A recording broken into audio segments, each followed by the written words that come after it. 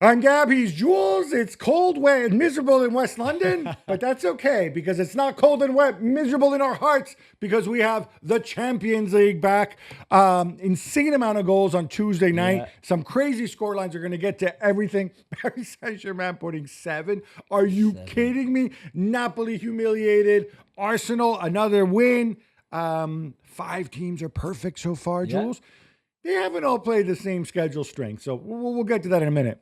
But let's start with Liverpool. They were away to Eintracht, and obviously we're speaking about Liverpool twice in a row, but we have to because guess what? It's a different Liverpool. Yeah. Different very. lineup. They go away to Eintracht Frankfurt. They win 5-1. I think I know what you're going to say here. Does this mean everything is well and he's found the magic formula? That would be very simple to say that, Gab, as you know, and I think you agree with me. The big call, obviously, is that he dropped more Salah and to a certain extent, or lesser degree, Alexis McAllister as well. There was no Ryan Gravenberch either, no Kerkez on the left-hand side. But Salah is the big one. We were expecting some changes after the 4th defeat in a row against United at the weekend, and they were there. It was like a 4-2-4 really, although it was a bit more fluid than that with Wirtz, with a bit of freedom really. But I'm glad he changed something. I think he had to anyway, but I'm glad he changed something. I would bet my house that Salah is not going to start the weekend against Brentford on Saturday, for example. You've heard it. Jules is betting his house. It's in the northern reaches of London, lovely part of the world. Very, very true. But the thing is, Slot also did that and went with this super attacking team, also because he knew that it was Frankfurt. And that Frankfurt literally ship goals like anything else. We have to remind ourselves this. And this is why, like, in our talking points that we did last night, I said, you learn very little from this game. Because you have to consider who the opponent is. And the moment, it's not that Eintracht Frankfurt are a bad team, they have some big players, but the moment that they're in. This is a team, Eintracht Frankfurt, that has conceded 23 goals in the last 6 games. Yeah.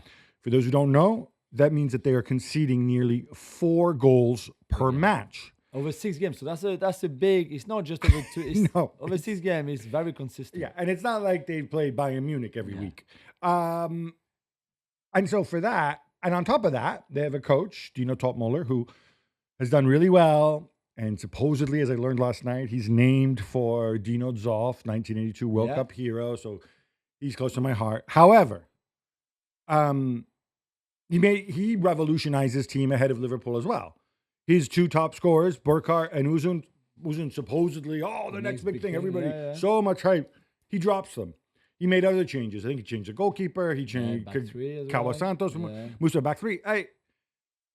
And what happens is Liverpool go out and they play against a team that have very little chemistry, very little unity. Liverpool themselves changing. Yeah. So I don't know that Slot wants to draw too many conclusions. I think he can draw some conclusions. Yeah. This 4-4-2 really, really intrigues me. Yeah. Because you know my thoughts on Florian Wirtz. We have a bet going. It's not resolved yet, but Florian Wirtz on the right, I like that much more. I might even prefer Florian Wirtz on the left, but obviously that area is more clogged. Florian Wirtz on the right in a 4-4-2, free to come inside, but dropping into the right in possession. It's a lot easier to defend when you've got the touchline is like helping you and stuff like that. He worked hard. The 2 up front, Isak and Ekitike.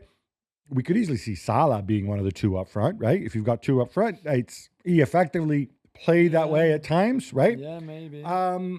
So it's not like Salah's done in this team at all. Yeah. So you have that option midfield when everybody's fit.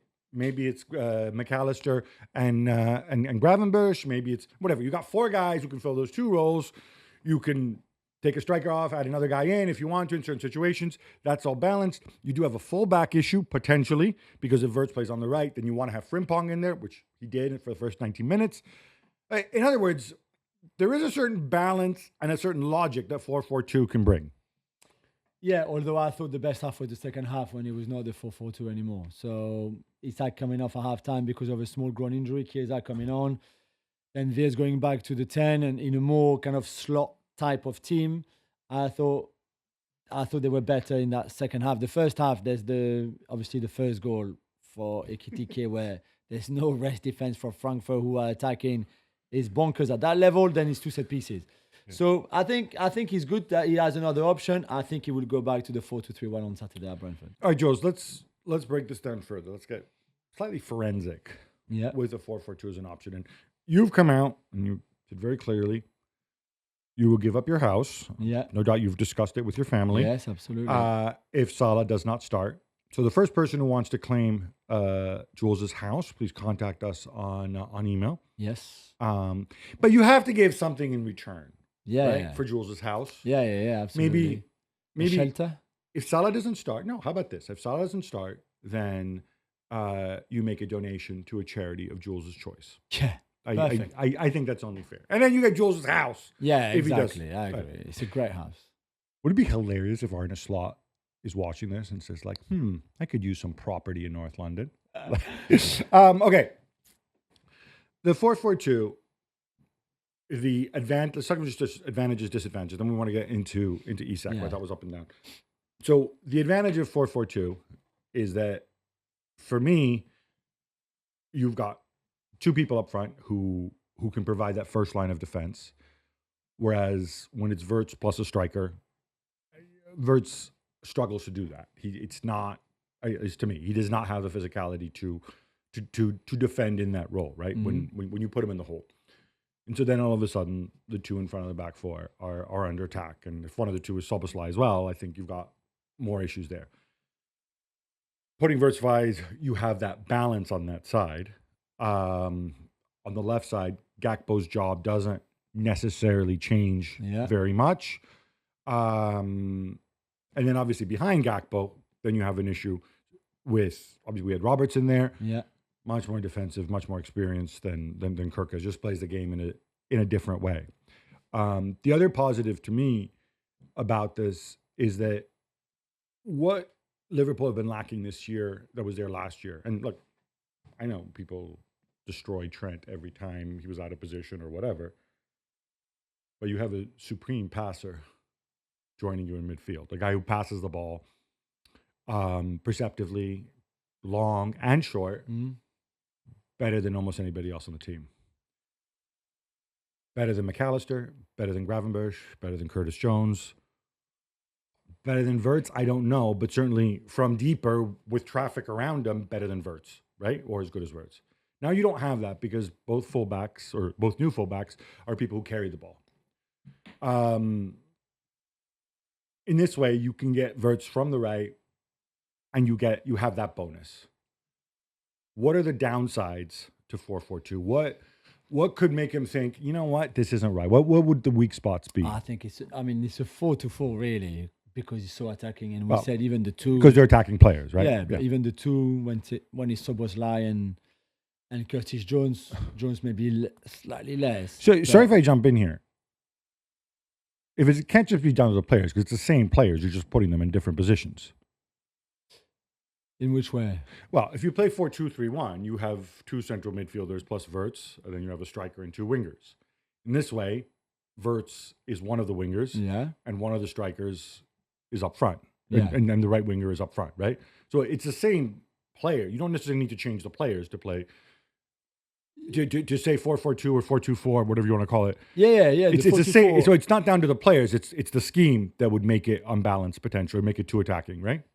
Well, no more. But it's more the players. If you play with two, if you put, for example, Szoboszlai on the right instead of Wirtz, it's less attacking than Wirtz. If you put Jones on the left, for example, it depends who your four are in that line of the four midfielders. In this case, they were all forwards really.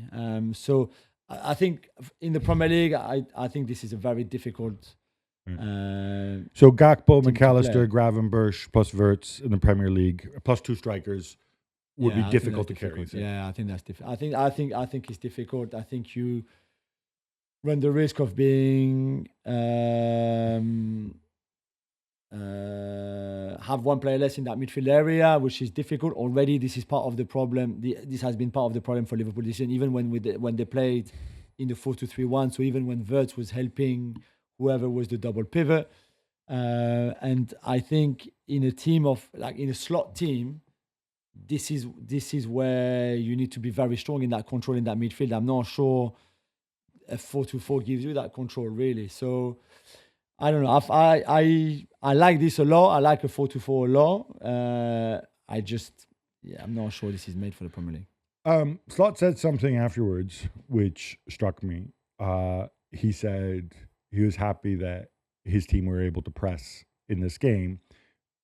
In previous games, and I stress they were coming from 4 consecutive defeats, they couldn't do that because the opposition played the ball in the air all the time. Yeah. And obviously you can't press when the ball's in the air. You can read that 2 ways. You can read that as like, wow, Frankfurt really are mugs. You can They were read super it. naive, that's for sure. Yeah. You can read it as actually this setup 4-2-4 is it's obviously easier to press in this formation than it is in the 4-2-3-1.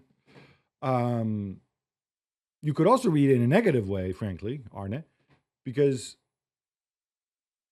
if you need to press to win the ball back and to get your energy and to get your pep, and the other team chooses not to press, you need to find another way to beat them. You can't say, oh, well, they didn't play into our hands, right? By trying to play out the back. Yeah, absolutely. I mean, the Frankfurt goal, really, when Wirtz loses the ball in the last third of the pitch for Frankfurt, Liverpool tried to press, or counter-press in this case, and they get absolutely done. And I think in 5 passes, Frankfurt scored the goal. So the press was not that, efficient. And also, you can play 4-2-3-1 with the ball and still press in a 4-4-2 without the ball. That's what a lot of teams do. With Wirtz can be at the level of Ekitike or Isak and still press. So I'm not sure it changes much in terms of the pressing, but certainly, again, I think this worked. I said on French radio on Monday night, Frankfurt were the best team that Liverpool could face to finish their losing streak and to go again, really, because you knew exactly what Frankfurt would do. You knew how poor they were defensively. I mean, the fact that they just are so open the way they play, that this was just perfect for Liverpool. If there's one game where you can play the 4-2-4, it's against a team like that. The thing is, there's not many teams like that in the Premier League. And defensively, maybe the Premier League is not as strong this season. A lot of teams concede goals. There's not many clean sheets, that kind of stuff. I get it. But still, this was the perfect game for that. It was the perfect game where you could drop Salah and don't really see much difference for your team. Not that Wirtz was so much better than Salah on that right-hand side in the first half, really. But that was just perfect. And to go back to your point, I'm not sure how much even you learn about your 4-2-4 that you didn't know before just on that game. I think it was perfect from slot. Tactical plan worked great. I think you go again and you look at Brentford and it will be a complete different story against Brentford on Saturday, away from home again. And that's why I'm not sure you can play that. But you might use the 4-2-4 again in other games, sure. But not against Brentford. On Saturday, I would doubt it. All right, let's talk strikers, because for somebody who I believe is the most expensive striker in the history of the Premier League and one of the most expensive ever, Alexander Isak, I sort of feel he kind of went under the radar, right? We said, okay, preparation was messed up because of a strike and whatever. Okay, now we're taping the show on October 23rd. This was his second start, I believe, for Liverpool. Maybe third. I don't know. But more than I'm still not seeing him. I thought they looked a lot better. I thought Ekitike certainly looked a lot better than he did. He comes off at halftime for Chiesa, who we disagree. I mean, it was hard to tell because Frankfurt were all over the place. It's hard to tell where Chiesa was playing and where Wirtz was playing. I actually thought Chiesa himself thought afterwards that he was playing centrally a lot more than he was used to. But whatever the case may be, when does Isak show up? I don't know, because we mentioned, I think on Monday was the show before, that you wanted him involved in the game. And now he's getting those chances. There's the big one against United. Through on goal that Lamen saves. There's the 2 he has in the first 10 minutes of the game against Frankfurt on Wednesday night. The second one may be a little bit more difficult, but the first one really, he has to be a bit sharper and finish it. So it's not like if before he doesn't have the chances and you say, okay, it's normal, he's adapting, they're adapting to him and try to finding him. Now they find him and he still can't score. Why does he take him off? Was it? It's a groin injury at halftime. That's the story. So so he's doubtful for the weekends. He might not play. Oh, that means there's a greater chance of Salah starting then at the weekend. Definitely. Careful there. I don't know if you factor that into you're putting your No, house so I up. said Salah will start at the weekend. I didn't say Salah would not start. I said Salah will start. I don't think he would be on the bench again at the weekend. Oh, Salah will start. Yeah, will start. Ah, okay. Yeah, Sorry, I yeah. totally misunderstood before. No, okay. yeah, Salah will start. But I bet my house that he will start. So if he doesn't start, then you still get my house. But yeah, because I just Arne, here's a big chance for you. stay for you again. You know, be bold. I mean, you are already, but be bold. All right. If Salah start, okay. We've seen Salah played in a front two many, many years ago at Roma. I mean, that was a 3-5-2, so it's a little bit different, but probably not entirely different when you consider if you have, and I'm purely projecting now. Yeah. I'm not suggesting Arne Slot should go and watch old Roma videos, but that 3-5-2, you obviously had wing backs. If Frimpong and Kirkes play, they are essentially wing backs. There isn't that much difference between two center backs and a guy like Gravenberch who does what they used to call the salida la Volpana or whatever the hell it is, the Busquets thing where he slots into the thing. It's almost kind of a 3-5-2, 3-4-1-2 if you want.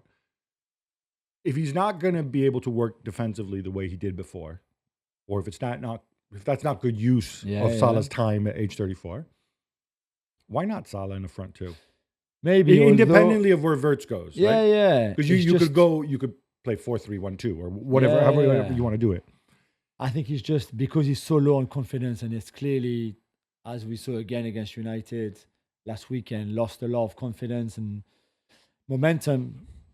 To put him in another position, in another system where I know he played there, but he's not used to it really. He hasn't done it in 10 years, and he was a lot younger when he played there. Yeah, exactly. I'm not sure if that would help him or not really. I think maybe the best for him to get back to close to his best form or on the way to his best form, scoring again, just put him in the best environments and situations and conditions in his favorite position, as close to the goal as possible for him to shine. The thing so if Isak is not there, Ekitike is great. I think he's so good, so talented, but it's a big chaos in the sense that it's like there's not much structure in a way to his game. It's like, give me the ball, and then there's just something, he wants to make things happen all the time, and he's got that kind of guy, which a front two with him is not easy. And we saw in that first half, I don't think there's much between Isak and Ekitike. I tried to look, I found some data, but not all of it, so I don't want to go too far on this, but when you have a front two, ideally you would want that front two to combine and that front two to play off each other, and sometimes one comes deeper, the other one drop, all that kind of stuff. And I didn't really see much of that in that game. It's interesting though, but you say that because Ekitike kind of not made his name because everybody knew who he was at 18, but then went off the boil and then came back and fulfilled his potential, or started to fulfill his potential, got people excited. Playing in a front two with an Egyptian striker alongside him. That would be Omar Marmoush. Yeah. Salah's also Egyptian. Correlation, causality. It's a no-brainer, right? Yeah, we can try. It's just different profile. But yeah, it's a word on Eintracht to wrap this. I as somebody who lived in Frankfurt as a kid,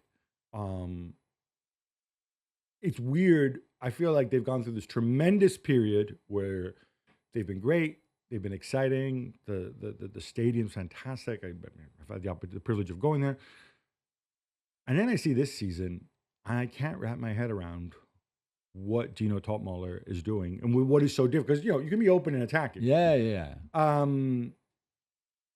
And you were telling me before, he seemed deluded speaking post game on German television. Yeah, with Sami Khedira. I mean, if I was a Frankfurt director, CEO, whatever they have, sporting director, Topmuller would be gone now. Really? You can't have it. Gab, you can't concede 23 goals in 6 games. I mean, in the Champions League, they just lost back-to-back 5-1. It's embarrassing. Well, They were so embarrassing yesterday. Forget about the score and the result. Just the performance yesterday, it looked like an under-17 team that is just learning to play with each other. Not even a good under-17 team. If Oliver Glasner, obviously, who made Frankfurt great, who won the Europa League with them, I don't know if he was watching that game or not, but he would have. You would think that any kind of manager with a link to this club, especially, would look at that and think like, this is just not possible. there's a parallel universe where Mark Gay moves to Liverpool. Sorry to go back to Mark Gay, and Oliver Glasner, even though he walked it back and says he never said it, does resign, goes and replaces Dino Topmuller at Eintracht, Yeah. and they go and they win the Champions Oh League. my God, imagine that.